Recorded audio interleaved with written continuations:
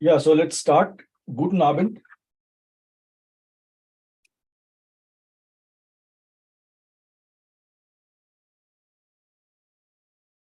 Can you hear me clearly? Can we start? Someone Yes, can just. we can hear you. Okay, thank you. Thank you, Govind. So thanks for joining. See, last time we had the German 1 live session, which unfortunately there was a pretty long power cut here inside the NPTEL offices. And so we lost some 20-25 minutes because of that. So I thought we'll have one more live session. So it's good, I think, because I have got some pretty substantial questions this time in the form that we have circulated. And as you might know, the normal thing is I will go through the questions in the form first because people have taken the trouble to write the questions and send it to us in advance. And they might be relevant for other people also. So other people also might benefit from these questions and the discussion. And then I will take questions from you live once we are done with these questions.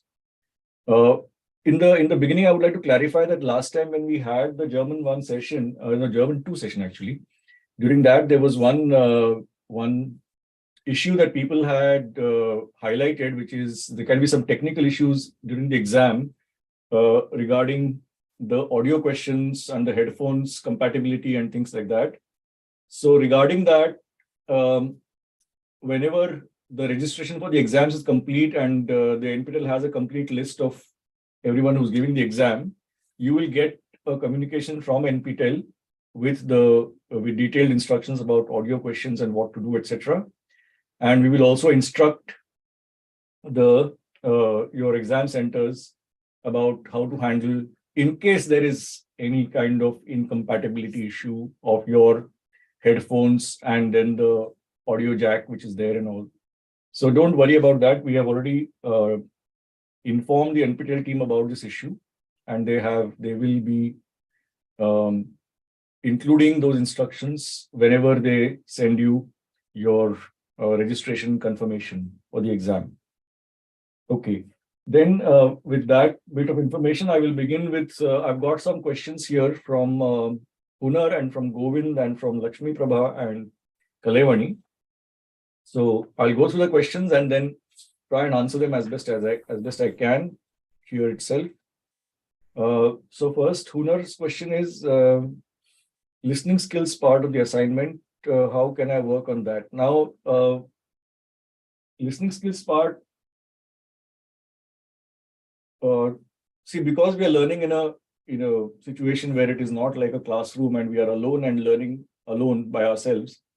The thing is that we will have to keep practicing it again and again. So the only suggestion that I have is that you, I hope the audio that you're using, the hardware and the audio is clear.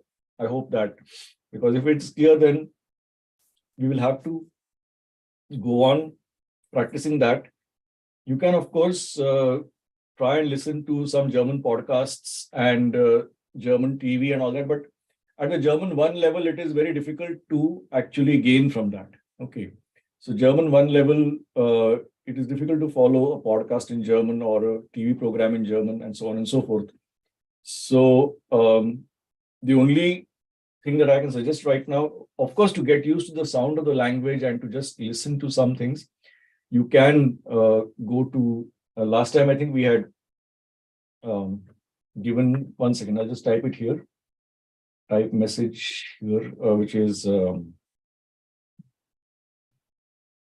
no, you can look for DW TV and radio. Yeah, okay. Can you see the message that I'm typing? Not yet, sir. Oh, yeah, I got it. Yeah. Okay, very good. I'm also, see, this is also being streamed live on YouTube. So I'm trying to also see where I can type in the YouTube chat box. Okay, I will just.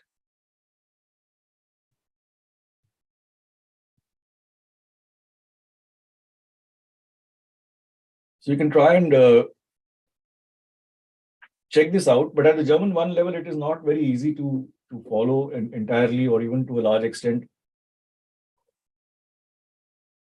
podcasts and news programs and so on and so forth. So that is why it is important to try and practice the audios from our assignments. And I don't know whether how many of you have purchased the book, because the book comes with audio CDs, which of course you can upload into your computer and listen to them as many times as you wish. So that is what I can say about listening skills. It is a problem that we also have here in the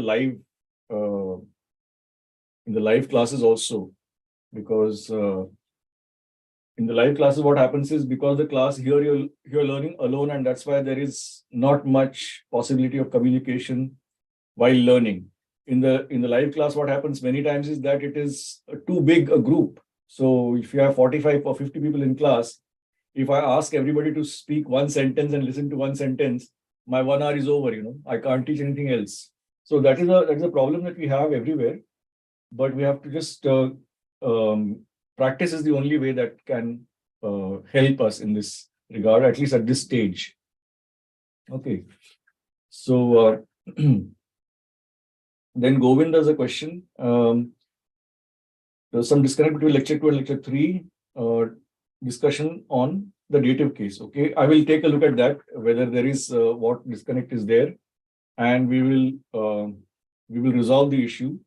Lecture 3 summarizes the use of dative, while it appears that most of the discussion already happened in the previous lecture, which seems not recorded. Okay, no, maybe there was some editing issue. I will take a look at that. Since usage of dative cases is also important with respect to prepositions for week 6 and week 9 content, please provide some hints to understanding accusative and dative. Yeah, so I can very quickly recap accusative and dative if you can hear me clearly.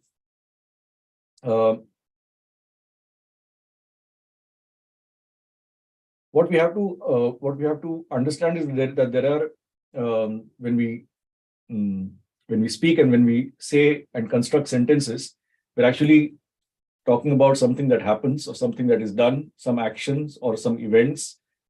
That is what we're describing with sentences. And typically, the sentence will have a verb. It will have an action word, which will describe the action or the happening, what happens. And that action will have a doer who is doing the action, and it will have objects on which actions are being done. So, for example, very simple thing is if I'm teaching German, then the action that's happening is teaching. The person who's doing it is I. I am the nominative case or the subject or the karta of that action. I am teaching what?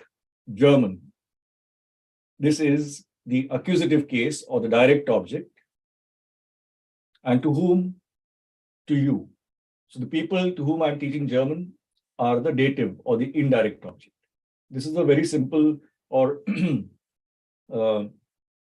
I buy my friend an ice cream. If a simple thing like I buy my friend an ice cream is there, then I am the subject again buying. And I'm buying what? An ice cream. Accusative object. And for whom? I'm buying my friend an ice cream. Dative object. Okay. So my friend can also buy me an ice cream. In that case, the same thing, buying is happening, but who's buying? My friend. So my friend is now the nominative or the subject or the karta. And my friend is buying what? Again, an ice cream. Accusative object. For whom? For me. Then the person, me, who's speaking, will appear in the sentence not as I, because I'm no longer the subject, but will appear in the sentence as me, because I am the dative object. Okay, it's being bought for me. So this is, in a nutshell, the nominative, accusative, dative, 3 cases. Are we clear up to here? Am I audible, and is this clear? Yes, sir. Okay. Yes, sir. So now the thing is that these 3 cases in the German language, as in many Indian languages, they have specific forms. All these three cases do not have specific forms in English. So the real confusion comes to us because we tend to compare German with English. Whereas if you take any examples, like if everybody understands a little bit of Hindi, then you can simply try and make a sentence like I buy my friend an ice cream. मैं अपने दोस्त के लिए ice cream खरीदता हूँ. मेरा दोस्त मुझे धन्यवाद देता है वगैरह वगैरह. So मैं खरीदता हूँ, मुझे कोई देता है, मैंने उसको देखा. All these things, वह, उसका, उसको, things, these forms change the moment the persons appear in different cases in the sentence. The forms which express them change. Okay, so that is what happens in German as well. And the thing is to just remember that basically there are these three cases that we're dealing with right now. There is one more case with which we will deal only in German 2, not in German 1. So, so now the next step is to, if you have understood that there is the subject object, and within the object there is what you buy, direct object, and for whom you buy, indirect object. Direct is accusative, indirect is dative. If this is clear, then the next step is for us to remember the forms, because the forms in German are different for masculine, feminine, neuter, and for plural. And those forms, there is no way to derive them. We have to learn them.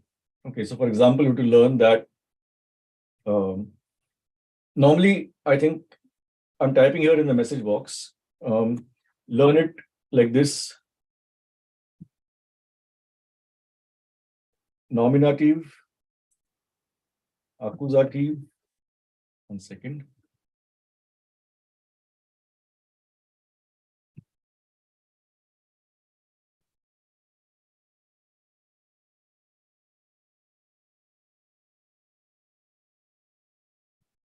You can learn it in 1 second.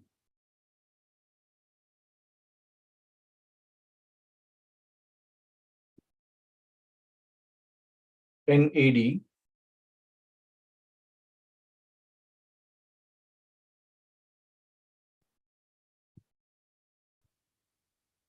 So NAD, if we have, then for feminine, what is the feminine? Anyone? What is the feminine article? Definite article feminine. D. D. So D, when we say D, we are talking about the first case, which is the nominative, which is the subject case. Okay. So nominative, accusative, dative. In this sequence, we just have to learn it as D, D, dare. This is the three forms of the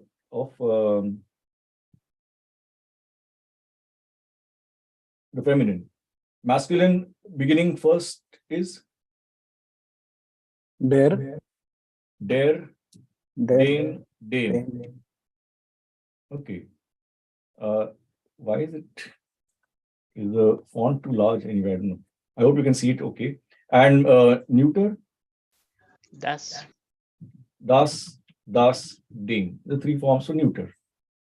And plural, I mean, we have learned by now, right in the beginning of when we learn the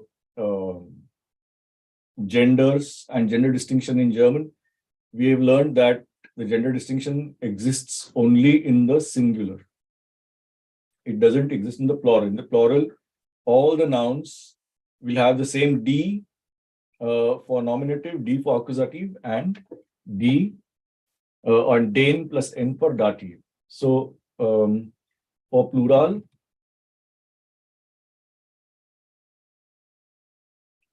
D, dane plus N.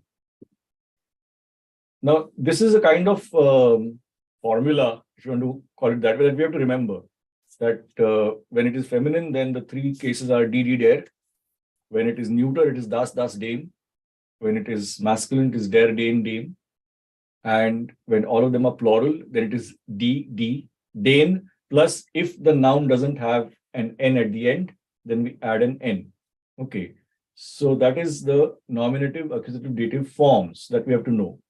So the two things now we have acquired is, first of all, we have acquired an understanding of what is the nominative and what is the accusative and what is the dative. And secondly, we need to learn by heart as a formula, if you want to call it that, the different forms. Now, once these you have learned, then there are, as we know, just like there are definite nouns, die, der, and das, there are also indefinite nouns like ein, and eine, or there is a negative noun in German, kein, and keine, or there are words that indicate possession. I can say the book, a definite book. I can say my book also, one of my books, whichever it is, but my book. Okay, so my, that also in German. In Hindi also, you'll see that it is meri kitab or mera ghar. So the meri and mera have different endings because kitab is striling and ghar is pulling.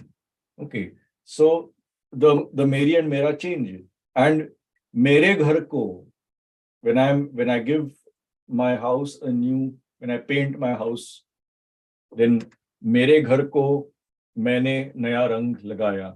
So मेरा घर becomes मेरे घर को, and so on. So these things change, and those are in German mein and meine, dein, sein, and so on. So possessives also change. These forms. So the long and short of it is, if you understood the distinction between nominative, accusative, and dative, and if you have learned the basic der, dem, das, dem, and die, der forms, then the rest of it is not very difficult. The rest of it, we have to just remember the basic endings and apply them. So, yeah, this is about, I mean, I have taken the time to explain the dative because, as Govinda asked,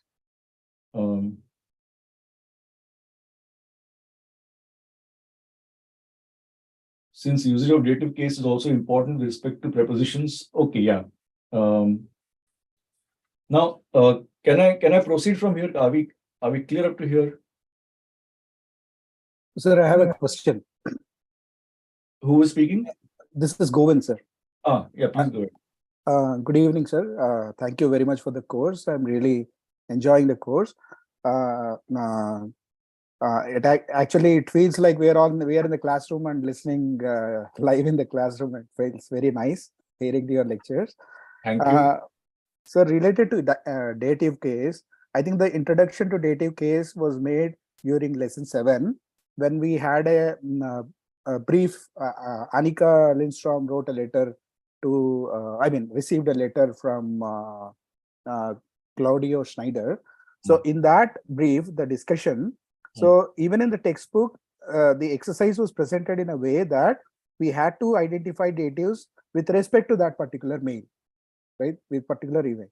So the trouble I have is, like, I understood the concept in terms of what is nominative, accusative, and dative, but while forming the sentence, you also mentioned in the course that the indirect object can be a person as well as a thing. So I think when it is a person, it is very obvious to identify that this is a indirect object, but when it is a thing, it is becoming a little difficult. For example, in the brief, it says, nach dem Termin wartet Herr Kramer aus der Marketingabteilung auf Sie. So this is a sentence where actually nach dem Termin, I think that was the first time dative was used. So in this thing, I think there is no second person, right? There is only a person whom she's supposed to wait for, or a person who's waiting for her in certain room. And why do we have nach dem Termin? Why do we have to use dative for a termin in that sentence? Yeah, great. Thank you for the question. Nach dem. I think many people might be having this question also.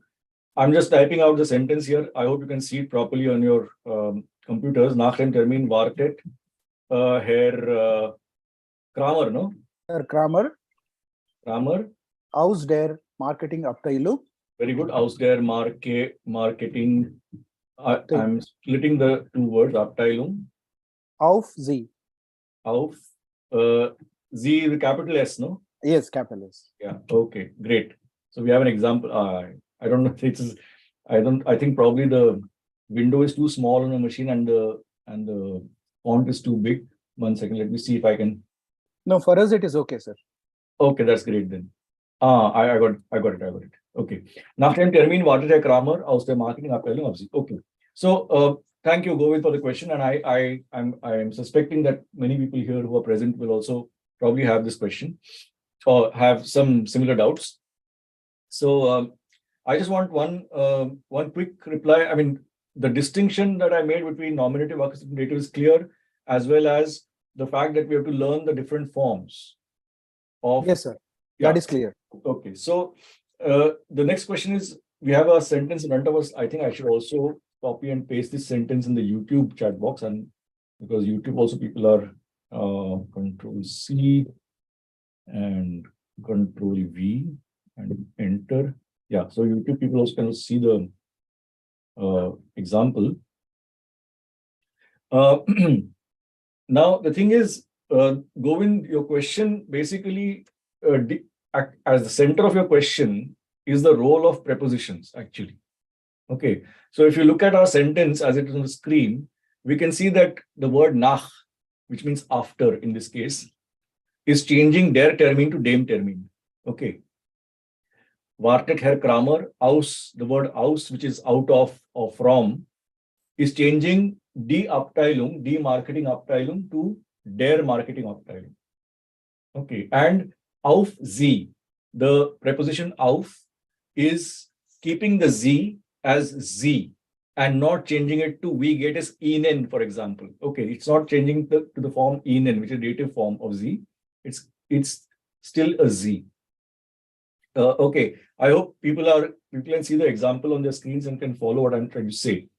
So the three what I just explained about the nominative, accusative, dative,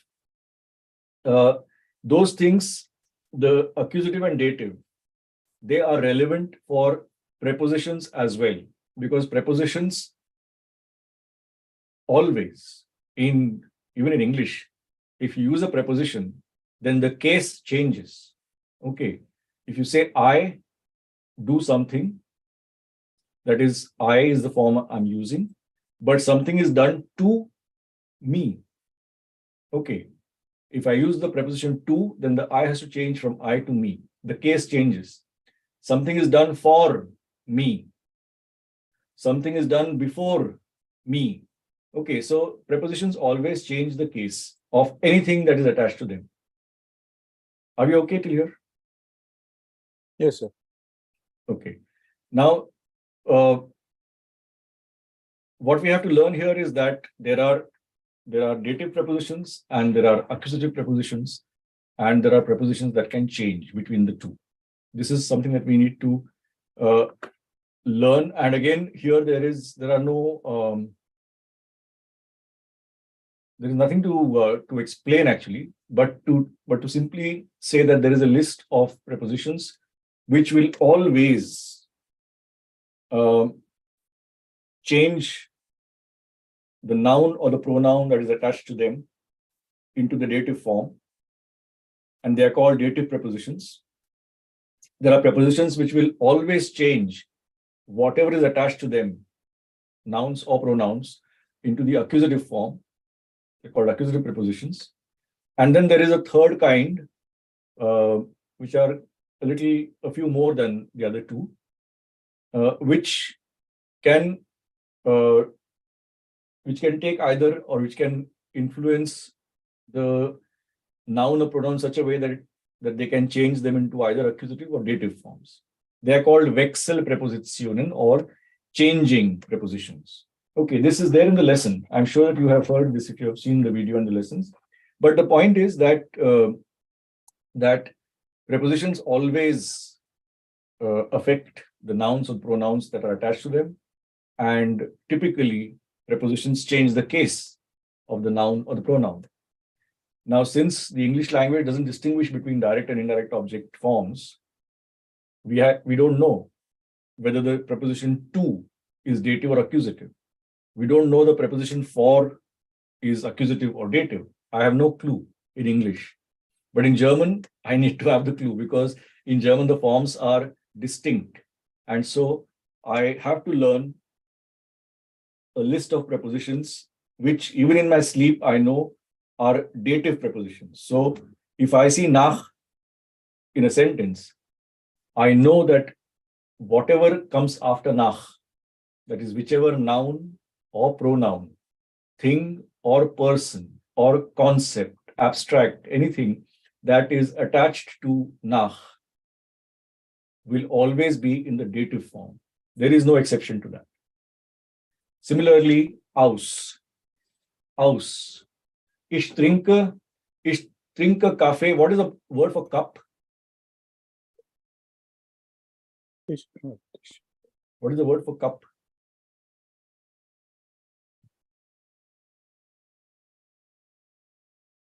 Die Tasse. Details. Das is the cup. Ich trinke Kaffee aus. The moment it is, I'm drinking out of a cup, the moment the aus is there, I have to change Tasse to der Tasse. Whether it is, now Tasse is not the dative object of the sentence. Okay. Because the sentence only has ich trinke, ich nominative, trinke was, Kaffee, accusative. For whom I'm drinking coffee is an absurd question. Okay, it doesn't have in that sense a dative object, but the Tasse is a prepositional object which depends entirely on its preposition, which is aus, and aus is a dative preposition. So wherever I use the preposition aus, I have to use the dative form for whatever is attached to aus. If I'm drinking coffee out of the cup, from the cup, then I cannot distinguish the case of the word the cup in English. If I say from the cup or out of the cup, but the moment I use aus in German, I have to use der Tasse because aus is a dative preposition. Similarly, you will find in the lessons, there are lists of accusative prepositions, which also we have to learn by heart. I mean, we have to just know that these are accusative and dative prepositions in whatever situation. There is no exception to that. Are we okay till here? Let me just put this in the YouTube chat also, the examples. Die Tasse, Control C, Control V. And yeah, if you have very quickly questions about this, what I've said just now, please ask. And not just Govind, other people, I can see a couple of hands are up. So, but since we're on this topic, anybody has a question on this topic till now?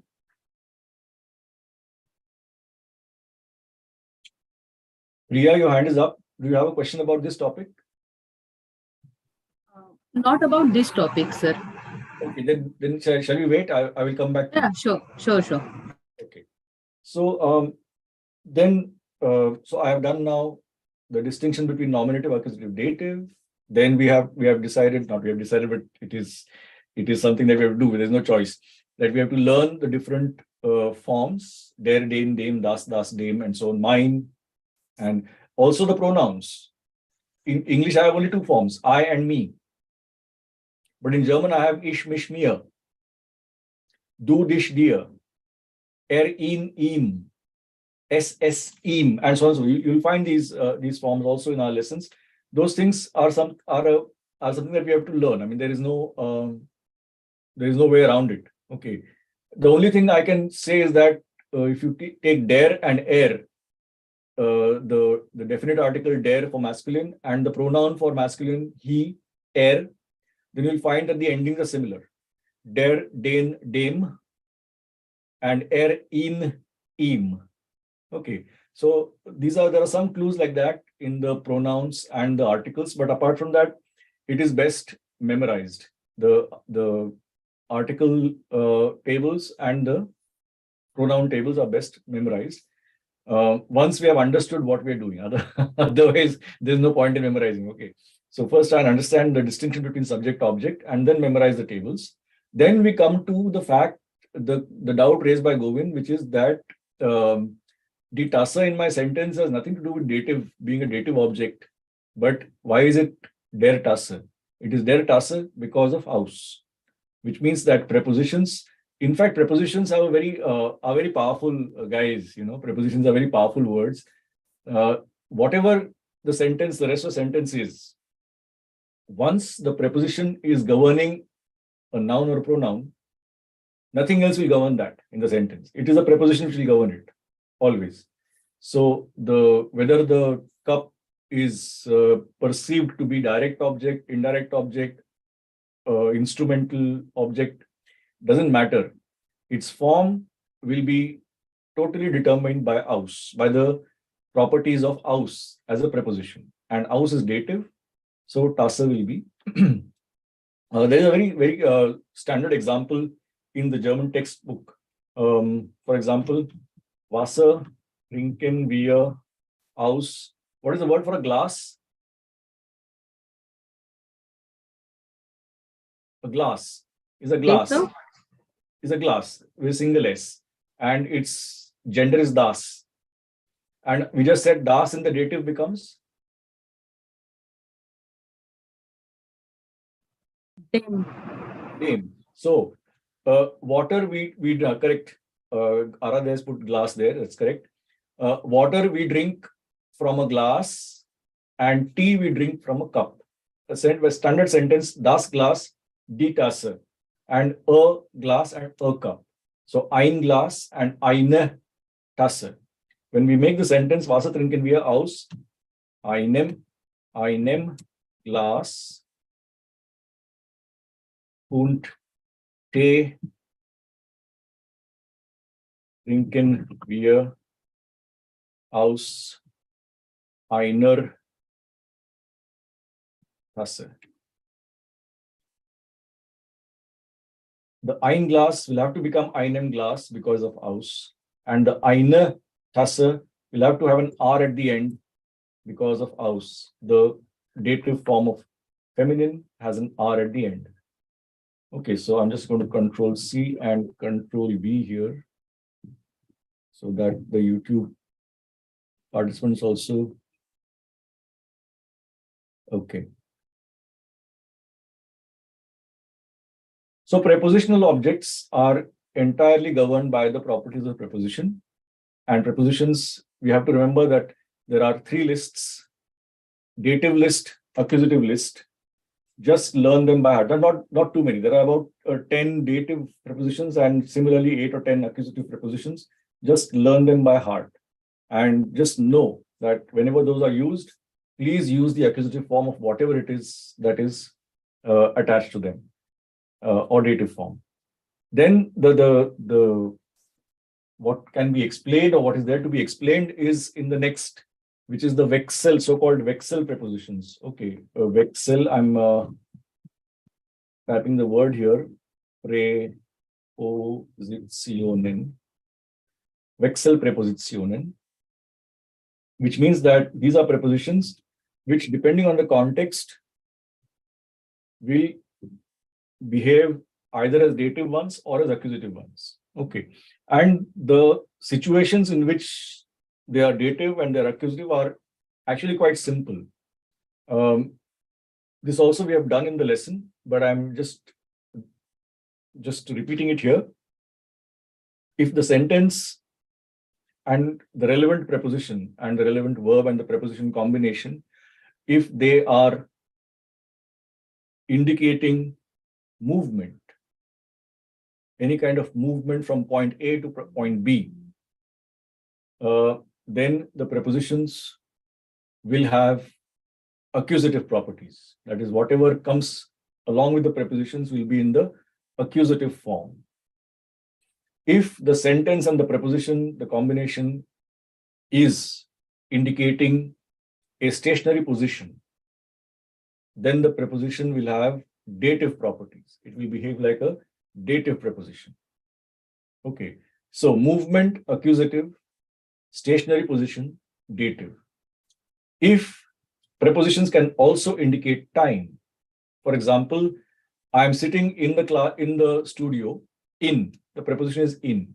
Okay, in the studio. Here, the preposition is indicating the place where I'm sitting. So it is being used in the sense of space. Okay, but I will be back with you in 5 minutes. Now, in how much time? In 5 minutes. Here, the preposition in is being used in the sense of time and not in the sense of place. Here, it is a temporal use, time use of the preposition. So, that's clear. Prepositions can be used either in the sense of time or in the sense of space. Okay. So, space, movement, accusative, position, dative, time, dative. This is the only thing that is there to explain actually in terms of how to use prepositions whose properties are not already known, in the sense that, as I said, dative and accusative, the lists are very clear. We just learn them by heart. And those all put together are maybe 16 or 20 prepositions. Okay. And we know that list by heart, dative, accusative. The rest, whatever preposition it is, we have to look at the context and decide, now this use is in the sense of space or time. Okay, space. He's saying that we shall go into the classroom. So it is indicating a movement. People are going into the classroom, and the in is being used here in English together with to, but in German only in. So since it is movement, space, then the classroom, das Klassenzimmer, has to be in the accusative form. That is the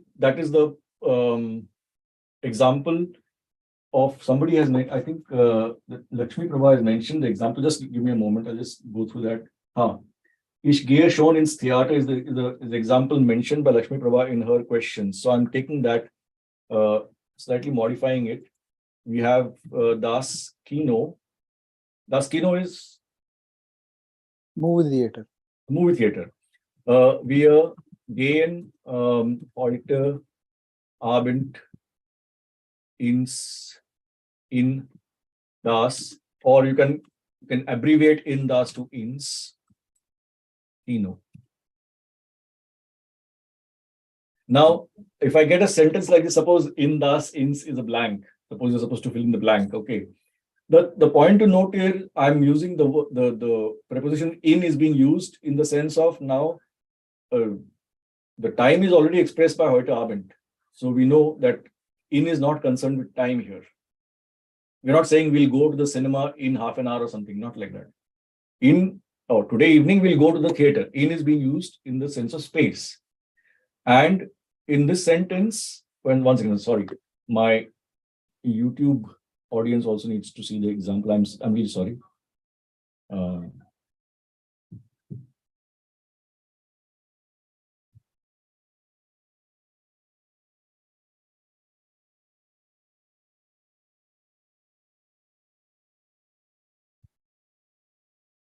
Okay, we're not up in the scheme. The sentence entirely is expressing something like we are going, or we shall go, or we go today evening to the cinema, to the movies.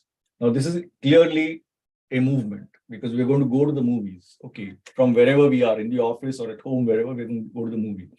So there is the spatial use of the word in, or the preposition in, and it is indicating movement, which means Accusative. accusative. Thank you.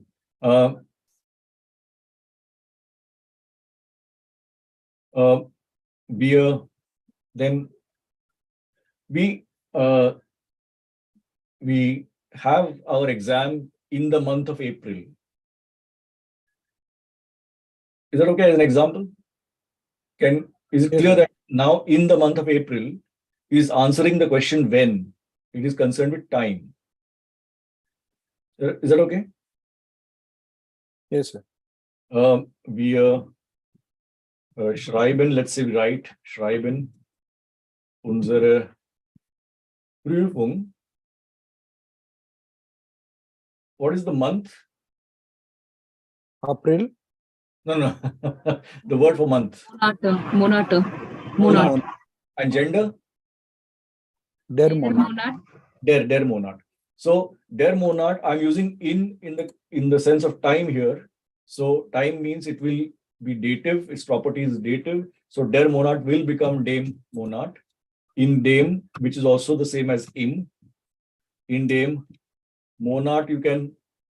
I'm writing it here, but we'll write the sentence again without it. In dem Monat April. It's clear that the word in here is not being used to indicate any kind of position, any kind of location or position. It is being used to indicate it is an indicator of time, because in the month of April, when in the month of April. Okay, that is what we are saying. And then if in is used for time, it will have dative properties, and that's why the monat is dem Monat. Actually, the entire sentence, we don't need to say, wir schreiben unsere Prüfung in dem Monat April. We can simply say, wir schreiben unsere Prüfung im April. This is the standard expression, im April. But im April, it is im because it is in dem Monat April. Okay. So now, have you seen how in works? If you just scroll up and down a chat, then we can see that wir gehen in das Kino, in is accusative. Wir schreiben unsere Prüfung im April, in is dative. And it is das Studio. I'm saying ich sitze gerade. Gerade means right now. Right now, in dem NPTEL studio. I'm sitting right now in the NPTEL studio. Where am I sitting? In the NPTEL studio. It is a position. I am not running here and there. Okay, I'm not running from the studio to some other studio or something. I'm just sitting here. It's a position. Position, space-wise, it is in is dative. So I hope the three examples are clear enough. So suppose if we contract the answer, wir schreiben unsere Prüfung in April. So let's say somebody asks a question, wann schreiben Sie eure Prüfung? Yeah. So for that answer, let's say I say im April or im Monat April. Is it okay? Im April is fine. That's still dative, right? Yes. Okay. In the month of this particular expression in German, you can just simply say im with an M for München, im, and then the name of the month. Im Januar, im Februar, im März, im April, im Mai, whatever it is. Okay. So the question, if someone asks, yeah, wann schreiben Sie Ihre Prüfung? Wann? Im April, or im Juli, or im August, whatever. Is that okay? Yeah. All right. So the thing is, now we have covered the distance from understanding the cases, nominative, accusative, dative, then coming to learning the forms, the articles, the possessives, and the pronoun forms, which is ich, mich, mir, those forms. Then we came to the fact that prepositions also have certain properties. They can be exclusively dative, they can be exclusively accusative, or they can have, like in we just demonstrated, they can have contextually different properties. Contextually different: space, movement, accusative; space, position, dative; time, dative. Okay. That is why, if we go back to the original example that Govind had given, I'm trying to scroll here. which is nach dem Termin wartet, not warter. My God. Sorry. I can't even edit this now, or can I? No. But it should be wartet, Herr Kammer. Okay. Nach dem wartet Herr Kammer aus der Marketingabteilung auf Sie. Nach dem Termin, der has to become dem because nach is part of the dative list. Aus der Marketingabteilung. Die Abteilung has to become der because aus is also part of the dative list. Auf is part of the changing list, but here to wait for someone, that someone has to be in the accusative form, but we will come to that later. And there is a separate section where we do verbs with certain prepositions or certain expressions which are standard. That time we will come to auf sie, but in this example, nach dem Termin and aus der Abteilung, aus der Marketingabteilung are examples of dative prepositions. Okay, that was a long one. I hope it was useful. Yes, I sir. need, because we have quite a few questions now from Lakshmi Prabha also. I don't know whether she's there. So I'm Priya, here, please sir. go ahead with your question, then I'll come to Lakshmi Prabha's questions. Because you've been waiting for a long time with your hand up.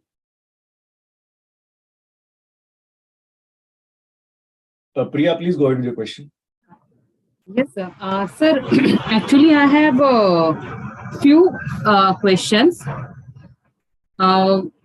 One is if you can give us topics for practice, that is for writing, the writing section which is there. So if you can just give us few topics where we can write and practice, and maybe if you can help us with last 5 years topics which have come, in Swayam exams. That was my first query. Second is, it happens with me most of the times when I listen to some audio, only this fume and fear. I clearly hear the word as fume, but most of the time it turns out to be fear, four. I don't know, with confidence, I give the answer as fume and it turns out to be fear because they are speaking so softly fume that I end up hearing fear. So that was one. That was a second question. I shall go ahead with all questions once. No. One. Okay. So, yeah, no. So the No, topics for the written section in the exam, topics for written, that's very simple. I mean, first of all, that is you can, all the things that we have covered, like the emails that are there in the lessons. Okay. Or some simple things like describing, let's say, picnic or something like that. All those things we have covered. You just practice those things and it will not go outside of that. So basic vocabulary that will require I cannot give you more clues than this. Okay. So this is the maximum that I can go in giving you clues about what will be there in the written section. And there will be one small translation. Okay. One small translation or writing about yourself, something like that. So where basically we can see whether you can compose a small text in German or not. And secondly, whether you're understanding the German that you're reading or not. So these two things are there in the written thing. But I mean, the questions can be of any of these kinds. It will not be as if there will be one of this and one of that, but question will be one of these kinds. Okay. And 10 marks out of 100 for that section.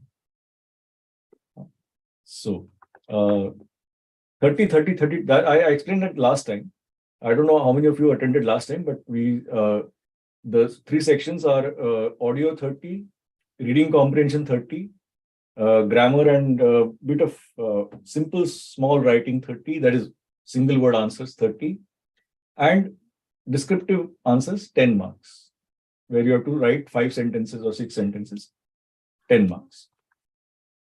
That's the pattern. Okay, then the next question was what? About fume and fear. I'm sorry, but I don't know what to do there. Fume and fear. I mean, but you can't see them also when you're speaking, right? It is only audio. But that you have to really practice then. Otherwise, you can scold them saying, why are you changing like this? Okay. Then let me also address, you have how many more questions? Priya, you have how many more questions? Yeah, 2 to 3. Quickly, then because I have Lakshmi Prabha's questions here also and Kalevani's questions. Okay. Now, actually, today itself, I came across one sentence. It was written in chapter number 8. Wir freuen uns schon. So the meaning of it was we are looking forward to it, and most of the times keep on going at such sentences where word by word meaning is something different. So is there any website like where we can have some list of such sentences which have different meaning than individual words? This is a sentence, right? Yeah, wir freuen uns schon. I have typed it in the chat box. Yeah. So everyone can follow on the YouTube streaming also. I'll just copy paste the sentence. So we're talking about your freuen uns schon. And the point is that, see, here, when you come across sentence like this, wir freuen uns schon, it can definitely mean at least two things. It can mean that we are happy, we're already happy, and or it can mean we are looking forward to it. The word schon, what does it mean? What is the meaning of schon?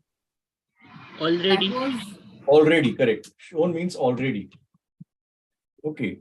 Schon is already, which means we are happy already. Why is that already being used? Okay. 1 second. I'm just typing it in the YouTube chat box also. Okay. So the point is, if a word like schon is being used in the sentence, wir freuen uns, finished, khatam, full stop. If that is a sentence, then it can be we are happy. But now wir freuen uns schon has been used. We are already happy. I mean, why is the already being used? That means the reason for which we are happy has not yet happened. It is probably going to happen. Maybe you are going to visit us. Maybe friends are coming. Maybe we are getting vacations. We are already happy. So in this case, when the word already is a clue actually. So when I'm already happy about something which has not yet happened, that means I'm looking forward to something. Okay, tomorrow I'm celebrating my birthday. Not true, but tomorrow, let's say I'm celebrating my birthday and all my friends are coming. I'm really looking forward to that. Meaning, what is my mood? I'm happy about the fact that tomorrow I'm celebrating my birthday. So that word schon is the clue here, which means the meaning in this context is we are looking forward to it. Okay, but actually, when you meet someone, for example, in the German context, if you meet someone, you shake hands and you introduce yourself. And in English, what do we say? Pleased to meet you, or nice to meet you, whatever it is. You can say in German, ich freue mich. Ich freue mich. Wir freuen uns. Yeah? Ich freue mich. Simple. That means I'm happy to meet you. I'm pleased to meet you. Okay, ich freue mich. But when I say, mein Freund kommt morgen zu mir. Mein Freund besucht mich morgen. Besuchen? To visit. Morgen, tomorrow. My friend is coming tomorrow. Ich freue mich schon. Heute, now. Then the meaning of ich freue mich is I'm looking forward to tomorrow. Okay, so there is always one of the things that we have to remember is language is a living thing. Language is not like separate sentences which are, cut and pasted here and there and we use them. Language is actually, we live, and that's why we live in language. So any sentence that you have in front of you, there will be a context in which the sentence has occurred, or that there will be a context in which the sentence itself will create later on. So you have to see it in that context and then understand its meaning. It is not very, most of the time, it is not possible to simply have an isolated sentence which can be meaningful. Okay, so sentences can be meaningful only in a larger context. That's okay. The wir freuen uns schon is solved. Okay. Yeah, then let me take Lakshmi Prabha's questions quickly because there are quite a few. And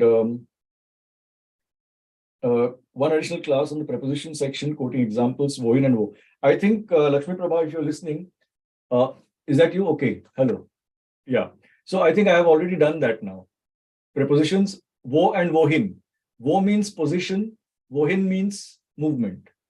Wo dative. Wohin accusative. That's all. Okay. You are muted. Okay, now, yes, sir. Can you hear me, sir? Yes. So, yeah, you have answered many of my propositions, but still this su and un is left out, sir. Yeah. No, that is something that is a very typical example of interference. Interference between two languages. Okay, because in the correspondence between prepositions in two languages. Let's say I'm taking English and German right now because mostly our medium of communication is English here and German. But we are, because of the fact that we speak so many different languages, we are sticking to English as a common language right now. So in English, the prepositions preposition to, I go to my friend, I go to the bank, I go to school, I go to class. So the preposition to can be for a person or for a place or a destination. We travel to Delhi. Okay. Yes. Now the same to, either zu or whichever else, can't be used in all the context in the different language. Because different language, a different system. Okay. So we have to, so in the beginning, we need to learn certain phrases properly and use them. For example, that's why we say in skino gehen as a phrase. We learn it as an expression. To go to the cinema is actually to go into the cinema, in das Kino gehen, in German. Okay. In English, we go to the movies. In German, we go into the cinema. Okay. Then wir fahren nach Delhi. Okay. Now, in German, the to for any outstation destination is not zu, not in. It can be if it is certain foreign countries, but for other cities, traveling to other cities, the to in German is nach. Okay. And not zu. So the confusion right now is probably because I'm guessing this, but maybe you might be able to reflect upon it and explain it to yourself. The confusion is because there might be a tendency on your part to equate prepositions one to one. Okay, don't do that. Please learn phrases. Okay, so for example, within a city, what are the most frequently encountered destinations within the city? You want to go to the station, the airport, the bank, the school, the university, the hospital, hope not, or the supermarket. These are or the market, very frequently encountered destinations. Just learn those phrases. Yeah. Wir gehen zu dem Bahnhof, zum Bahnhof, zum Supermarkt, zu der Bank, die Bank, zu is also dative, by the way, zu der Bank. Ich gehe zur Universität, zu der Universität, die Universität. Das Essen, I'm going for lunch, I'm going to lunch. Das Essen.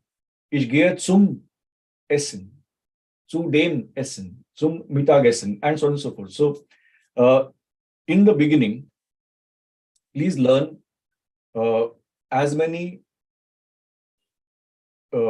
phrases and expressions as possible and use them. Then you can look at expressions with in. Ins Kino gehen, ins Theater gehen, in ein Konzert gehen. To go to the concert, to go into a concert, and so on and so forth. These are different expressions.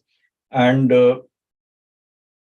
we have to get a sense of the language before we can decide which expression or which preposition to use in which context. In many instances, some of them very clear. Some of them we need to get a sense of the language before we can. So just learn the expressions right now and use them as much as possible. So for now, I have to go by the book. No, sir? Better. Yeah. Okay. So then, yeah, no, you can't refer to dictionary during the exam. Okay. Sorry about that. You can't allow dictionary during the exam. But please, always when you come across a new noun, just learn it with its gender and with its plural. Okay. Never just learn the meaning of a noun and not its gender and plural. It has to happen at the time that you encounter the noun for the first time. Okay. Okay, sir. Learn, and we have to learn at this stage all the nouns with articles. No other go. I'm sorry. Okay. I also find it difficult to remember the nouns and articles. So It's so but I'm not difficult, sir. giving There are exams a lot of nouns, so it's actually becoming very difficult to learn everything, sir. No. This is also very simple thing I'm trying to say now is that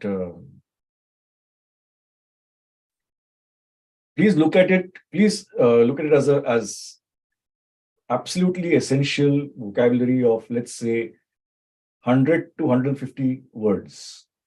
Okay. Take 35, 40 verbs or 30 verbs also. 30 verbs, I don't know, maybe 70, 80 nouns. And then prepositions and some other words like that. Verbs, nouns, prepositions, expressions. 150 words, 200 words. Absolutely essential to know it by heart. So, I mean, do you have such kind of list with you, sir? Like, what are the nouns we have to? No. That you can. I mean, whatever. Do you have the textbook? Yeah, I'm having it. The glossary is there, no? Oh, that's a big thing. That's a big thing, sir.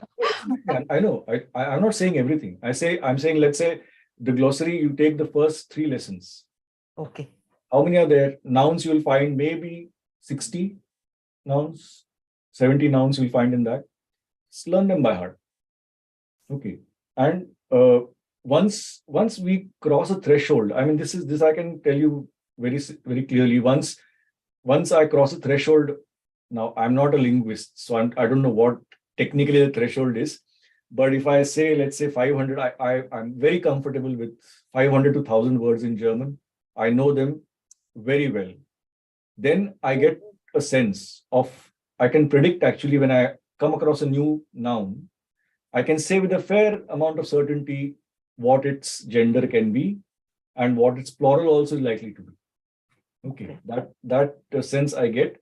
I think there are 14 different ways in the German language to make plurals, and I am not learning them by heart.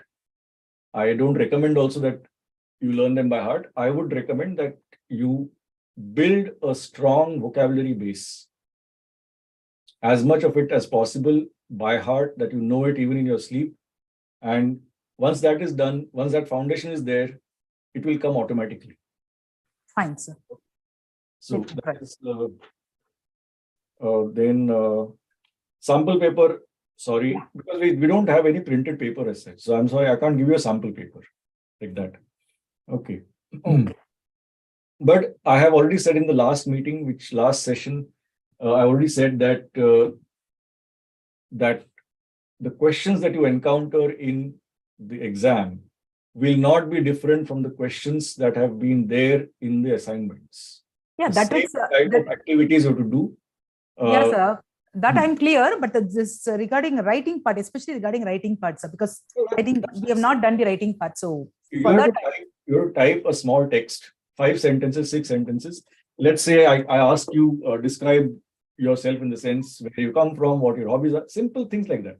Okay. You just want to see that you can formulate 6 or 7 simple sentences in German. Okay. That is the extent of it, not, or I'll give you a small text about some person. And then I'll give text in English and I'll say, please translate into German. or I'll give a text in German and say, please translate into English. Something like that. So very simple things. It is not very complicated at all. Okay, sir. It will be complicated in German 2 and 3. If you are going to continue. Okay. Then you have asked about your query in discussion forum not being answered. I will look into that. Okay. Question 6, replacements. That is what in the question Frühstück, it should be marked as correct. I'll check that and I'll let you know. Okay. I'll go through the assignment. I'll see that. this was not the first time, sir. I mean, that is why I mentioned this query, because earlier also it happened like that. I mean, earlier this time in German we've had a lot of problems. I know. In the sense not in chapter 3, sir. I mean, I think after that also I've sent in maybe chapter 3. From assignment 8 onwards, I'm doing the check myself. So please let me know if after assignment 8 you find any such mistake. Okay. No, I'll go back to these things that you have mentioned here, and we'll take a look. Okay, sir. Fine, sir. Okay. Done with your questions? Yeah. Thank you, sir. No problem. All my questions were answered. Thank you very much, sir. You're most welcome. Then Kalyavani also has a question. I'll just go through. I don't know if the Kalyavani is logged in. I can't make out very quickly. But anyway, I'll just read the question for everybody's benefit, and then I will see whether I can. Okay, so people who don't feel they're ready to take the exam in April, whether they can take the exam in future. You can take the exam in future also, but the only thing is that you have to enroll for the course.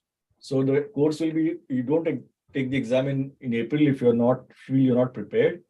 That's okay. Yeah, Kshitija, I've noted that about Frühstück. I suppose you're asking. So I've noted that. So the thing is, Kalyavani is asking whether if we are not ready for the exam in April, whether we can take it later.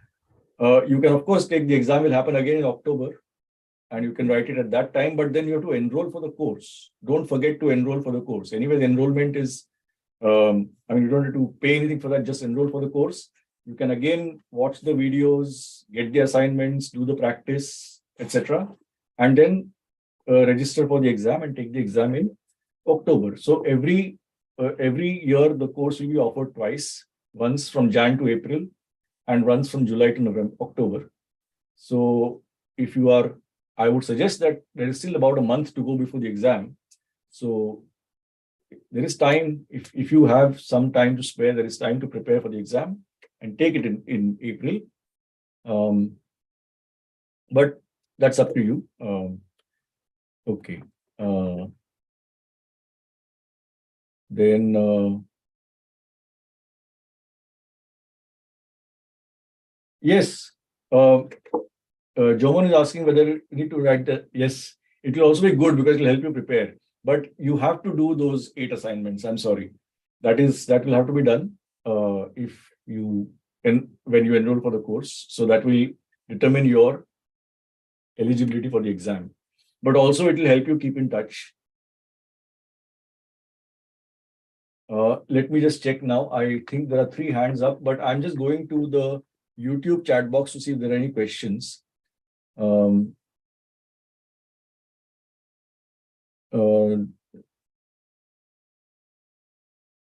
Rajan is asking for link. Which link? Vinodin, you can just type the question here if you have a doubt. You can type the question in the chat box. I will respond to it. Then I'll come back to the Zoom. Yeah, Jomon, I've answered your question. Sir, I have, one thing is I asked about, I am registering, if I'm registering for the exam and if I cannot make it on that day, because I'm going to have a business trip there, not confirmed. So if I miss it, will I have to pay and write the exam, or will that be considered for next one? That is in fact, I sent a query also, email to support, but there was no response. No response? Yeah, no response. Twice I sent. I sent and I again forwarded the mail. What? Just give me 1 minute. I'm just going to go and get a pen, and I'm going to make a note of this. Just a moment.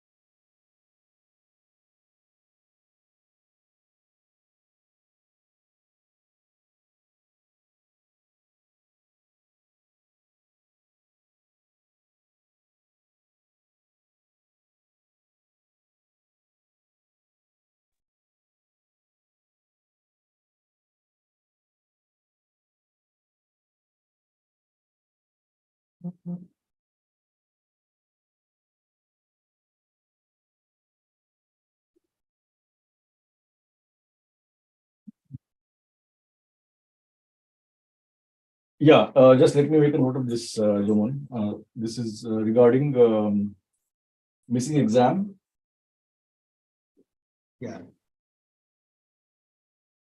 You'll need to pay the fees again. Yeah.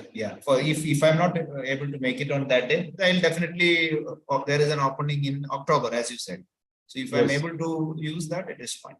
Because since I didn't get, I haven't applied yet, because I know that they have extended till today. I was just waiting for the answer. So Oh, I kept everything ready. Then just give me a minute, because your office is right here. I can go and ask them whether they will. I can resolve it out right away. Yeah, then because that is why I was waiting. Otherwise, I would have applied it today itself. If that is the case, Okay. if So just hang on. Just don't leave. Yeah, sure. At the end of Sure, it, I'll sure. just go and ask. Yeah, sure. I'll do that. Then we'll go to the next Priya. We'll just go to Kshitija first. Kshitija, do you have a question? Yes, sir. Sir, about the exam and also about assignment. First, I'll talk about the assignment. I missed one assignment. About that, I'm going to ask how I can just give that assignment again. No. Is the date over now of the assignment? Yeah, sir. Then you can't do it. I'm sorry. Okay. And about the exam, the paper questions, can you just give an idea about how the question will be asked and paper pattern? See, paper pattern is very simple. Paper pattern is 4 sections. Okay. 3 hours, 4 sections, 30 marks, 30 marks, 30 marks, 10 marks. 30 marks for audio questions.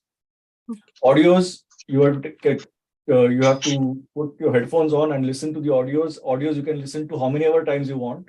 There's no limit. And multiple choice. Okay. True or false, or mark the correct answer, that kind of audio questions. 30 marks. Okay, it is the same type as we are using in the assignment. Okay. Then reading comprehension. Again, the same type of questions we are using in the assignments. Either you read an email and answer questions, multiple choice, or you look at some advertisements and figure out which match the following type of things. Okay. So again, objective type, mostly multiple choice or a single word answer, that kind of a thing. And the same pattern as you have encountered in the assignments. Reading comprehension. Then there's a grammar section, also for 30 marks, in which same thing, fill in the blanks, match the following, or write one word answer. That kind of a question is there for, let's say, we have modal verbs or perfect tense, prepositions, all these grammar topics that we've done. You will be asked to fill in the blanks with the correct answer, or you will be given options from which you have to choose the correct word and put it in the blank, type it in the blank, that kind of a thing. Again, same kind of questions, not the same questions, but same kind of questions as in the assignments. Okay? Yeah. Last section for 10 marks. Last section for 10 marks, we will ask you to write, let's say, small things about yourself.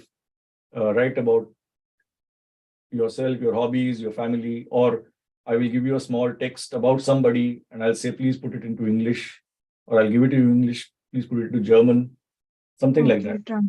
Very small text, 5-6 sentences to write. That is the pattern. Thank you so much, sir. And I really enjoy watching your videos. It's very informative. Thank you. Thank you. Yeah. All the best for the exam also. Alles Gute. Thank you. Then there is, I think, Srija Lakshmi also has her hand up. Hello, sir. During the last live session, I had asked that I'm not able to write in the Google groups and all. Yes, I clarified that. I went to the office NPTEL team and they tried it out in front of me. Are you registered for the course? Yes, sir, and I have done the payment for the exam as well, and it is reflected in my Swayam portal as well. But you are not able to mail on the forum? Yeah. That is very strange because I made them actually go to the forum and write them because see, I'm admin, but I'm also registered also enrolled in the course. Although I have admin rights, but I am also enrolled as a student. So I can Yes. post, for example, and everybody else who's tried after we got feedback from you last time, they were able to do it. So I really am very So, confused. sir, I tried just before the session as well. I'm not able to type it out right in the forum. Sir, if I may add, there is an Yeah. option on the top to join the group. So sometimes like you're not automatically enrolled, but you have to specifically join the group and then we can start writing in the discussion. Maybe that is, for me, it is by default because I'm admin. I never have to do that. I can simply post. Will you try this, what Govind just said? Where is the option? When you just go to ask a question, when you click on the ask a question option, you will be taken to a discussion UI portal. On the top, you will have a button saying that join the discussion group. When you click on it, then it will no more be displayed and you will have anyway all the discussions as it was shown earlier, but you can have add a new conversation. No, but it is showing in my groups that option is there, right? There, this announcement list for German 1 is there. Well, I mean, I really think then what I can,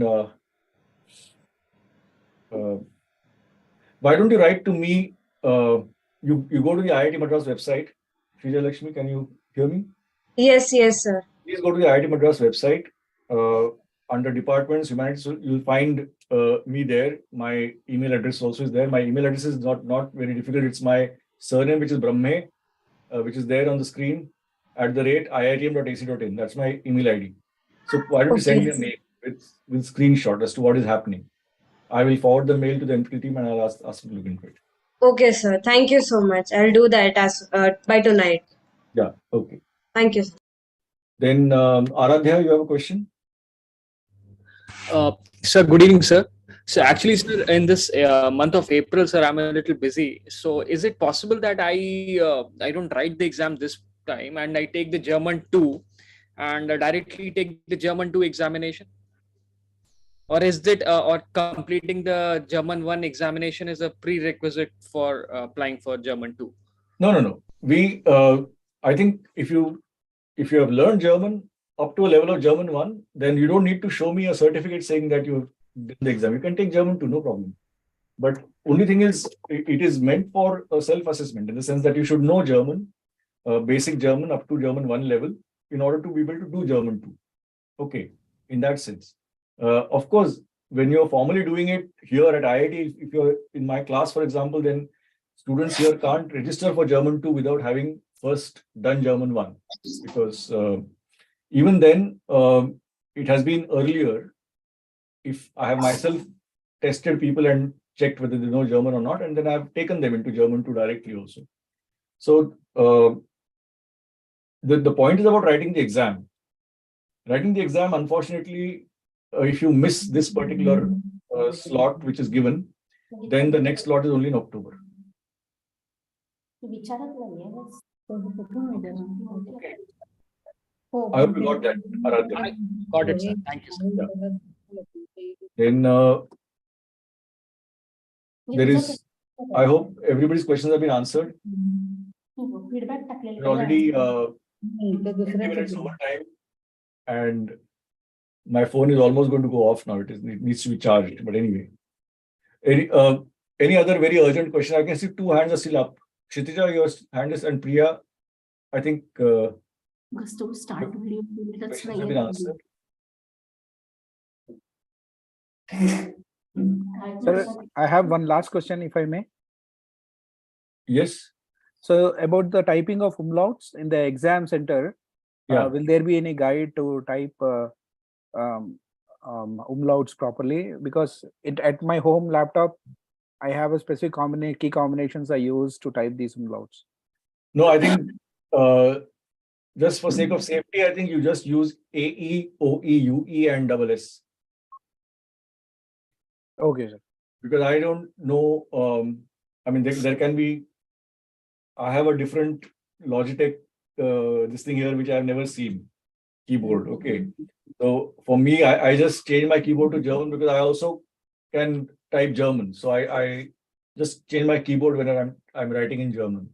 But I don't know what it will be. So I will make sure that every answer which has an umlaut or an S set, we also have the AE, OE, UE option in the correct answers list and the double S. So please use that system. Thank you. Thank you. Yes. Madam, you have a question?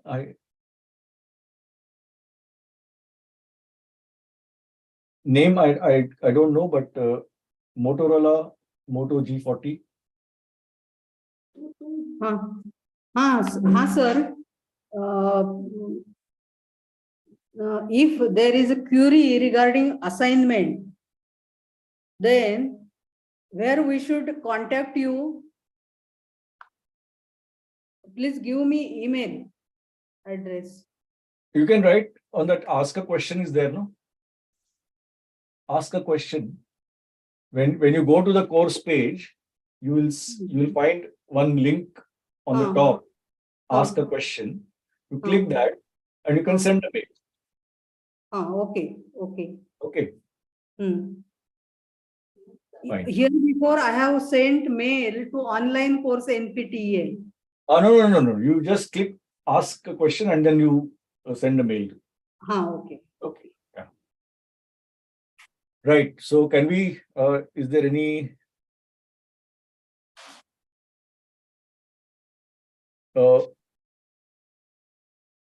Vinodin Rajandan, why don't you please type your doubts? I'm still waiting. Okay, you can type your doubts. I'll still wait for 2 minutes if you want to ask any question. And Joman, you please wait and give me 1 minute. I'll just be back. And Priya, you have another question? Yeah, just 2 to 3 small questions. Actually, I'm doing overtime here. Huh? I'm doing overtime, I say. Yeah. Actually, just I wanted to know if we go through all the audios of textbook and this Arbeits book and workbook, then we will be able, like the questions will be from that only. No, I have other resources also. Okay. Okay. And there is this word shown. There are 2 words. One is with O umlaut. Shown. That is I don't sure. know how it shown. Sure. Yeah. You So have to are imagine, these- see, SCHON is shown. And like something is shown to you, that's shown. Yeah, that is the SCHON.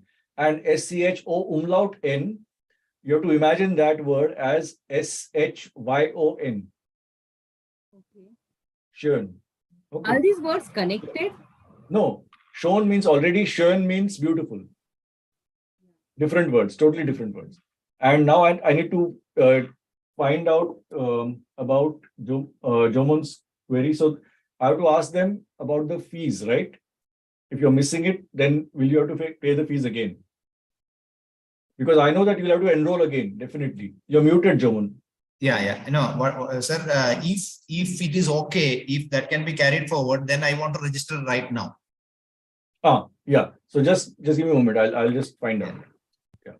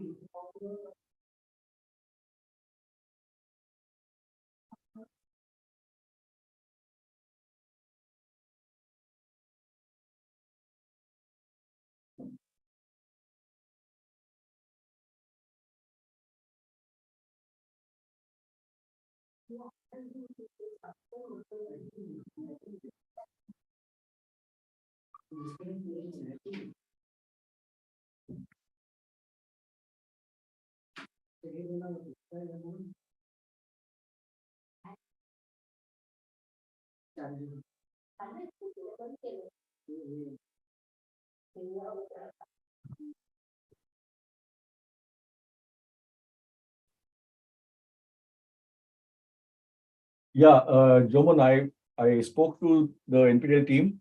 So you can hear me, right? Yeah, yes, sir.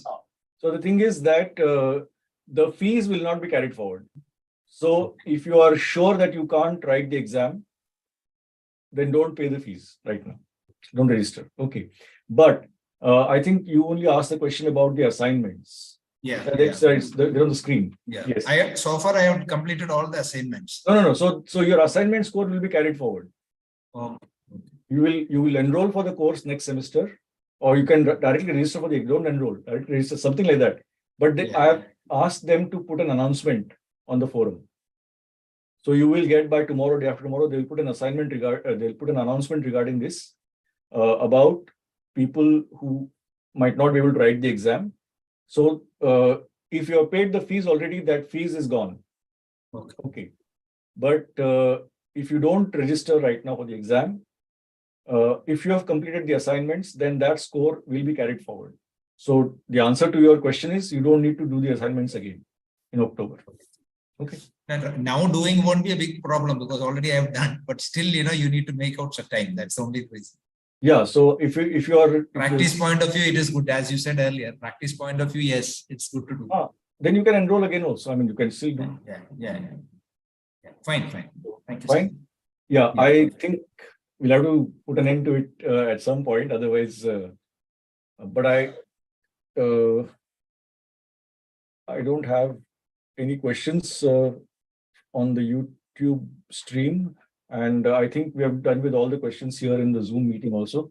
Thank you very much for joining here and also for your enthusiasm regarding the course. I think it's quite motivating for me also to see that people are interested in this course, and it's nice to this thing. I'll go into that which I think Govind had pointed out between the lecture 2 and lecture 3 of week 7. I'll just have a look at that and see whether we can, if there's a gap, whether we can bridge that gap. We'll check. Okay. So thank you, sir. Vielen Dank und alles Gute und vielleicht machen Sie auch German 2, ja, oder German 3. Okay. So alles Gute und auf Wiedersehen. Auf Wiedersehen. Auf Wiedersehen. And I'm just saying auf Wiedersehen to the YouTube stream also. तुम्हाला पाडव्याच्या शुभेच्छा advance मध्ये. Thank you. Everybody पाडव्या शुभेच्छा, Ugadi, and yeah, Happy New Year. Thank you, sir. Auf Wiedersehen. Yeah. Thank you. Bye.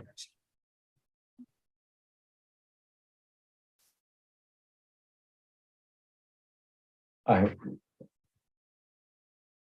Neha, me video चालू केलेला त्यांनी बंद केला.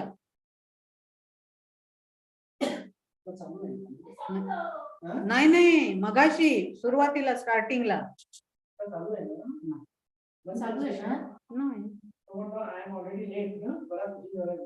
मला एक काय ते संपलं. ते कसं बंद करते तू व्हिडिओ चालू केलेला तुझ्याकडून.